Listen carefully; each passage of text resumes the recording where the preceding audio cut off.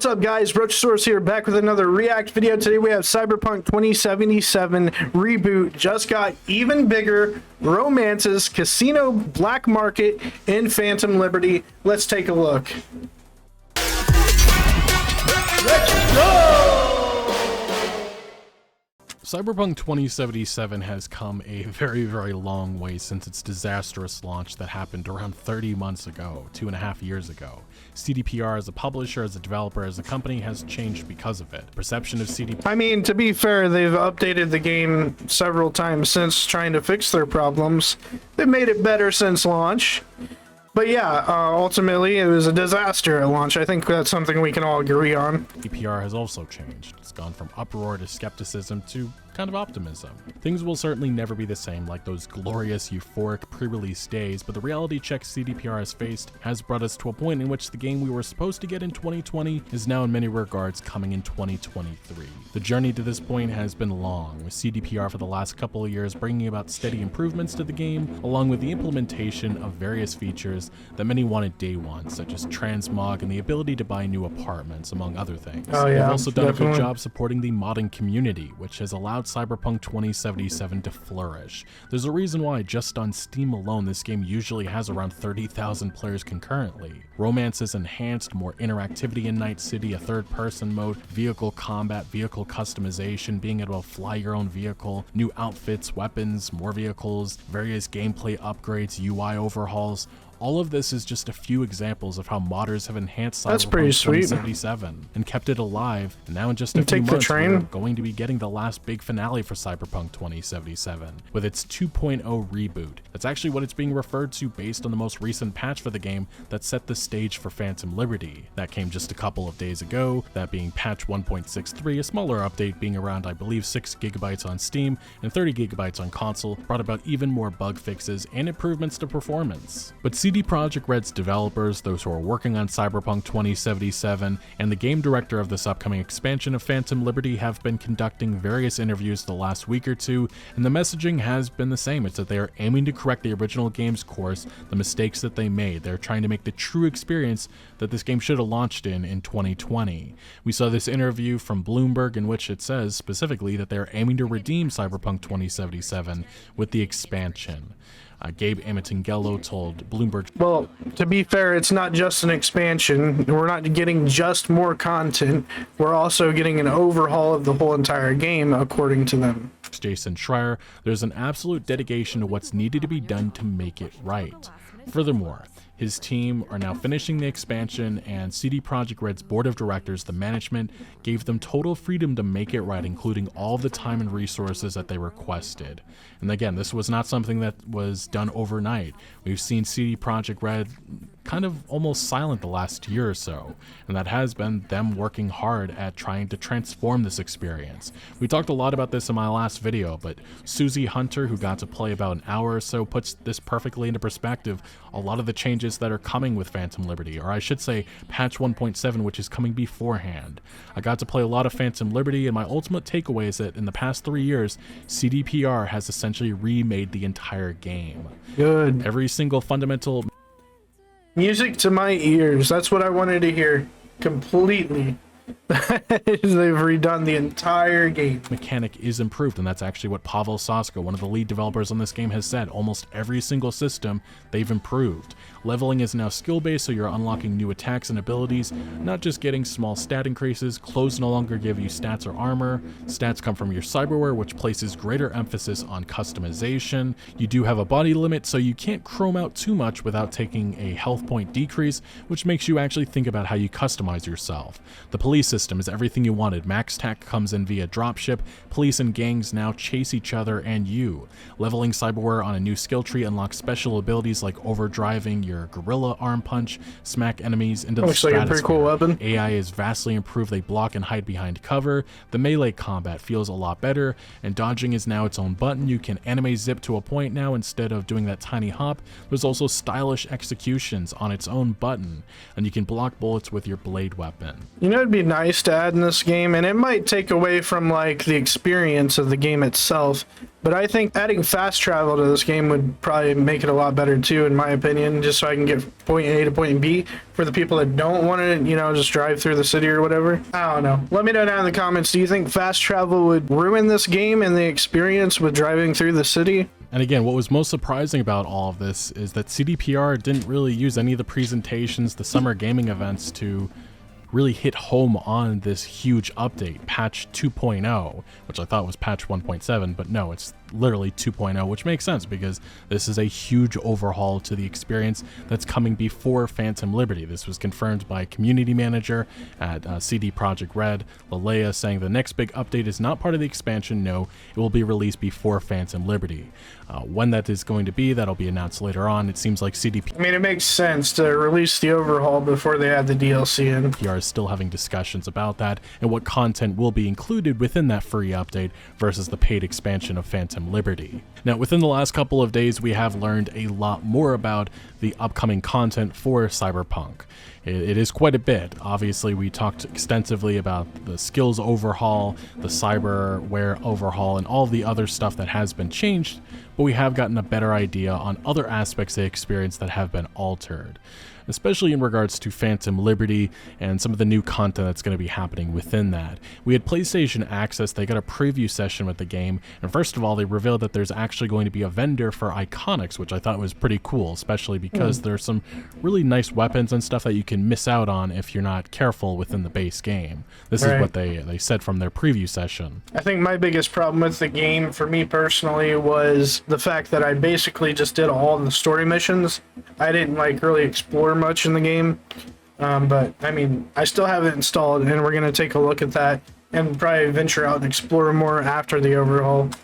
And then they've also added just loads of little cool bits and bobs. For example, there's a very special vendor who you'll encounter, and what makes them special is that they can offer you weapons with the golden background that you may have missed in the base game, so then you can go visit them, and if you did miss them, there's an opportunity for you to obtain them through them as well, which is really, really cool. And I do think that this is part of the black market of Dogtown. This is a place where trading is going to be. There's some unique items that we can pick up from the vendors here. There's also unique cyberware. Some of it's called dangerous, it's powerful. It was mentioned in this preview gameplay video that was uploaded that I think a lot of people missed. It's just a small little video going over the black market, but it's mentioned that some of the cyberware will have the ability to air dash, we'll be able to see through walls, and they even mentioned us being able to change our appearance to, you know, stop the cops from being able to find us and stuff, so that'll change the heat. So I'm guessing we'll go from like 5 stars to 0. So and I mean, if you think about it though, it's kind of like when you go to get a new paint job in GTA on your car. It takes the cops off your tail. Is apparently a type of cyberware. So that's what I mean. It's there's different layers that are being added, substance that can really alter the entire experience. That's why playing Cyberpunk 2077 for the first time right now doesn't seem to be, like, a lot of people are saying wait on that. Wait until Phantom Liberty comes about, wait until patch 2.0 is here, because this game is going to be totally transformed. And in addition to this black market gameplay, we also got a little bit of a preview to the police force that controls this area, because it is not the NCPD. Pavel Sasko goes over their role within this DLC. The Barghest is the authorities of Dogtown, and they are more dangerous than NCPD. When you as a player commit crimes in Dogtown, they are the guys who are going to chase you. Oh, wow. We have completely overhauled the police system. Police actions are more believable, dynamic, and diverse. And that's actually what I'm very curious to see. It's going to be seeing how they are different than the NCPD. Do they have unique abilities? Are they more hostile towards V? Do we see them attacking other, you know, citizens like we see in this gameplay preview? Going to be very interesting. Watson Horror, new episodes Wednesday 10 p.m. And now, going back to the PlayStation Access video that I just brought up a little bit ago, there actually was some unique gameplay that was shown within that, showing off some of the new upgrades to various systems within the game. But first, and as has been on the screen right now, is the Berserk mode. It looks like more of a visual upgrade, but it definitely looks very intense and a lot of fun to use. We've heard a lot of people discuss about the new melee movements and finishers and stuff. We actually got a look at a new Mantis Blade finisher here. In keeping with new melee finishers, I'm not gonna lie, that Mantis Blade looks sick. I'm saying that right. Yeah, it looks like V stabs his enemy with it. It looks very brutal, very cool. And I do want to give a shout out to YouTube user Pablo397 for these finds, but if you slow down the footage, as you can see, the bounce back health kit has been changed. Another thing that has been overhauled, its look and such. And again, sticking with that subject, it does look like the healing items and our grenades now automatically recharge, which does put into question, you know, the 300 of them that we collected. Is that now obsolete, maybe? Here next, we have our first look at some of the new weapons and mods. I'm actually very excited about some of these mods just because they bring different abilities and such. And in the base game, there wasn't a lot of that. But here we have plus 15% critical chance with ricochets, minus 25% bullet spread, and then... Wait, did we have this kind of thing on here before? It's been a bit since I've played, but I don't remember having like perks or like, what's the word? Aspects on these weapons previously. And a couple of others that are just for specific weapons like smart weapons. And then yeah, here we don't know necessarily any of these new weapons, but they look very cool in their design. And with the introduction of new enemies, we have our first look at some of these special abilities of a Bargus soldier. This one specifically, a sniper, has a combat stim, charge jump, and flashbangs. Very cool, very hopeful that we see a lot more of this with the different enemy variety that we see in this DLC. And then if you look very closely at one scene during this gameplay, you actually see some new unique NPC interactions or dynamic events. We have a couple of them, looks like they're trying to rob this little machine here, and I really do hope that we see a lot more of this within the DLC and also the overall open world of Night City. It gives a little bit more life to the world, something that I do feel like was missing from the base game, something a lot of people have brought up over time. And lastly, we actually have the first spotting of the relic points. These are things that we'll find within Dogtown, and we'll be able to use these points for the new skill tree, which have certain, you know, unique abilities that we'll be able to use for our character and our playstyle. And shout out to Reddit user Mr. Nobody for these finds from this PlayStation Access video. But first up, he mentions that new weapon mods and UI, clothing no longer has mod slots. Regardless of rarity, there's also a new weapon stat, armor penetration. And I just really do dig this new look. It gives you a better insight, I think, to how the weapon performs versus others. In this next image, it says new weapon mod to reduce recoil. I think it looks better too. Minus 20% recoil when aiming from cover. We have a new iconic tech shotgun. The Order is mentioned here. This corporal exclusive iconic weapon now has 50% armor penetration, and it appears its bleeding status effect has been removed. As you can see here, a quick time event where you may need a high body attribute. I'm hoping we see more of that within this DLC. That was one of the criticisms of the base game, was that our stats, the role playing, it really didn't matter all that much. There wasn't enough of this, and I think CDPR has heard that criticism, as you can see with this first instance of needing maybe 20 body to do a certain action on President Myers. You know, it'd be really cool if they had a way that you could reroll like aspects or perks on a weapon and get like something better. That'd be cool. We have a new iconic thermal katana, Arata, as seen in the Tools of Destruction trailer from 2020, something that didn't make it into the game. But we also have a look at the weapon later on, and it actually looks pretty cool. See how it works in the actual game. Oh, crap. We have another new smart gun mod, plus 12.5% larger smart targeting reticle. So again, it looks like lots of new mods, something that I definitely really do appreciate. Attributes and their associated skills have been renamed. This one's called Headhunter, and then we have the engineering skill tree has now been called Engineer. And as this Reddit user points out, it seems there may be a kind of defensive meter for enemies. Perhaps once it's depleted, they can't block melee attacks or dodge projectiles for duration. And as we have heard from previewers, the enemy AI has been improved, and this may be one of those added layers to, you know, some complexity with these interactions that we have with them. We also have a new smoke grenade which was shown, and the optical camo has actually been tweaked, with it now saying minus 70% visibility to enemies for 6 seconds, making it more difficult for them to detect you outside of combat and hit you during combat. I believe originally it was just like completely they couldn't see you, so this is actually a very interesting change. Now, moving past this PlayStation Access video, we did get some more screenshots from other previewers. First, we just have one from Songbird, an interaction that we have with her. We also have one with Solomon Reed in a car, not sure where this is exactly. But we also have our first look at the weaponized vehicles UI that pops up once we first have that ability to use them. Some cars are equipped with various weaponry like machine guns, and we have here how we can use them in the game, so that's pretty cool. Sick. I honestly cannot wait to use that in action. And next here we have is our first look at the skill tree, and what's very interesting about this and what pops out immediately is the fact that Reflexes no longer has those specific subcategories of like blades, handguns, and assault weapons or rifles.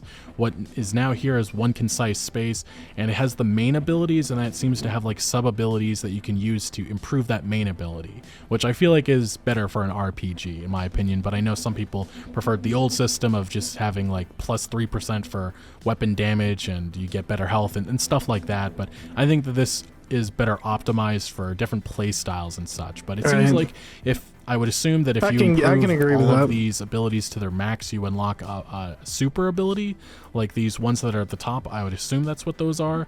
And then obviously the legend ability is probably, you have to put 20 points into this reflexes attribute, which kind of went with the base game. But very interesting, the changes here. We also, one thing I do notice with the reflexes is the fact that we have a new one at the bottom, which seems to be just for vehicles. If you look very closely, it looks like V jumping out of a vehicle, so maybe that's a new ability for vehicle combat, so that's pretty cool. But yeah, this whole system has been overhauled. It's going to be very interesting to see how these skills now work and if it now fits for us playing different styles to the game, because originally you really could just be everything all at once, and that was one of the criticisms that a lot of people had with this, you know, being an RPG, is the fact that you didn't necessarily need to roleplay as a certain style, as you could be everything all at once.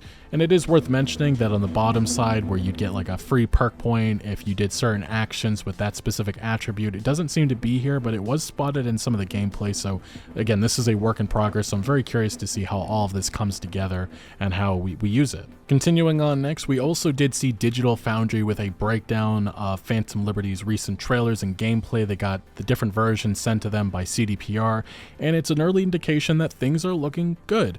It's 3 months away, and there does seem to be some dips into the low 40s on both PS5 and Xbox Series X, but it does seem like within firefights it's often in the upper 50s, and even Pavel Sasko, one of the lead developers on this, said that there's still work to be done and we're focused and determined. But what's really cool about some of this footage is you can see the differences, the shadows, they look great on PC. We also saw a very early glimpse at one of the new mechanics that's going to be available on console, and that is ray traced reflections. Previously there was only shadows, so this is a big get for console players. It's going to look even better, especially for those, you know, playing for the quality version of the game. We have also now found out that another character from the base game is returning in some capacity with this upcoming expansion. That would be Lizzie Wizzy, which is very interesting. We've also seen CD Projekt Red promoting this upcoming expansion on their TikTok account of all places. We've seen some never before seen gameplay uploaded there. This clip showing female V riding a motorbike onto a ramp, just kind of hinting at some of the different ways that we can go about quests.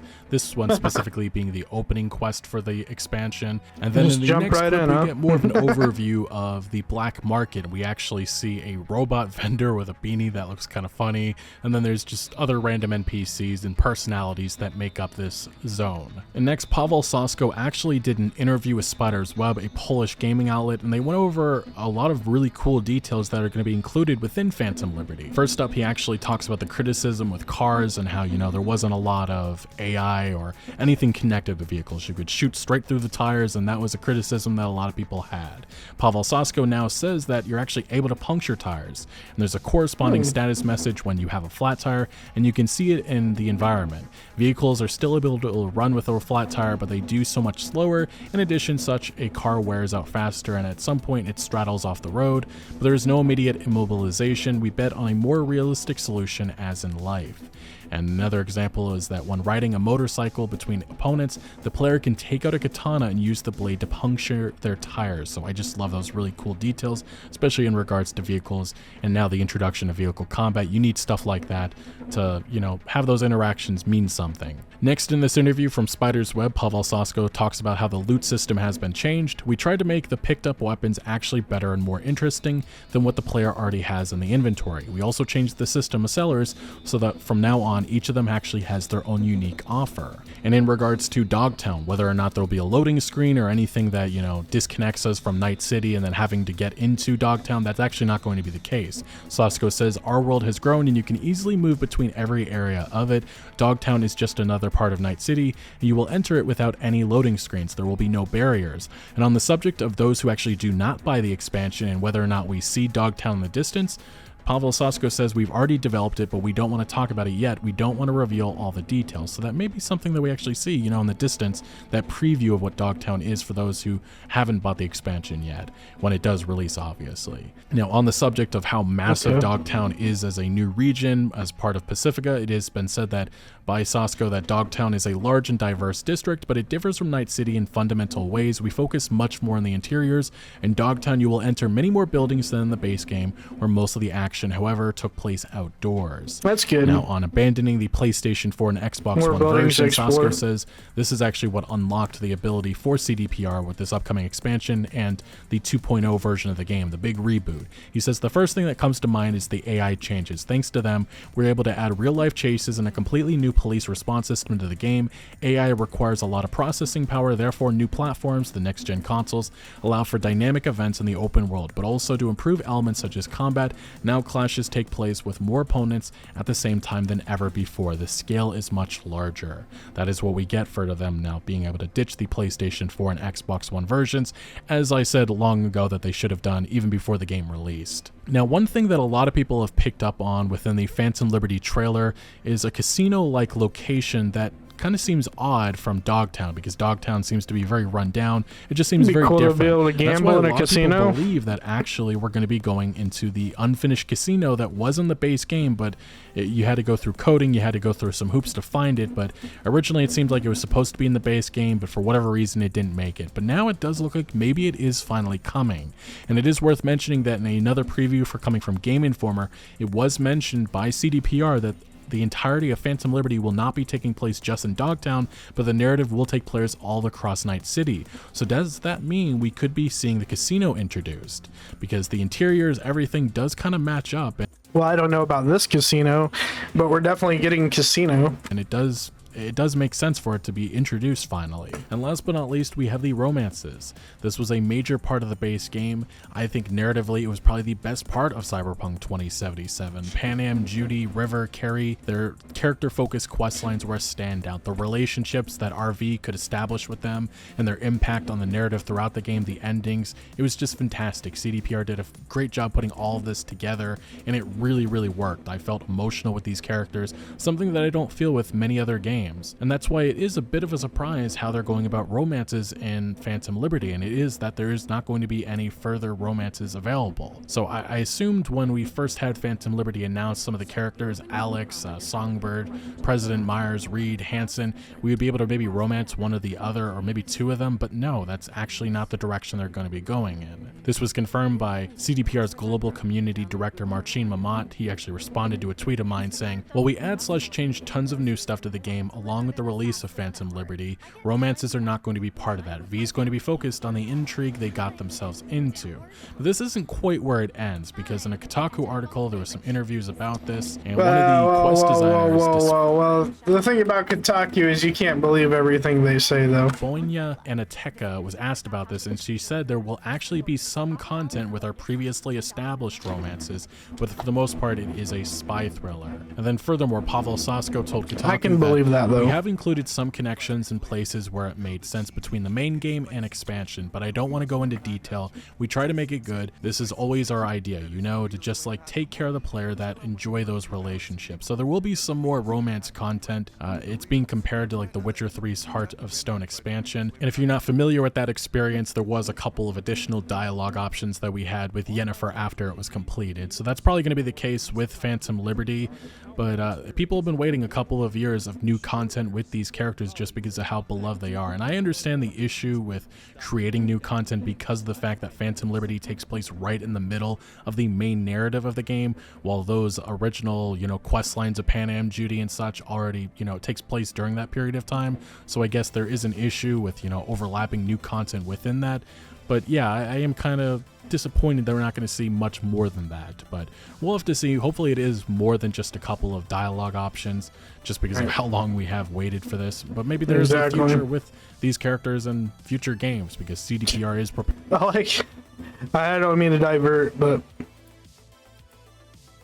I like how in the back here lapping new content within that. But yeah, I am kind of this commercial on the TV much more than that, but we'll have to see. Hopefully it is more than just a couple of dialogue options. Just says real water. Real water. Like that's not like a common thing anymore in the future or something.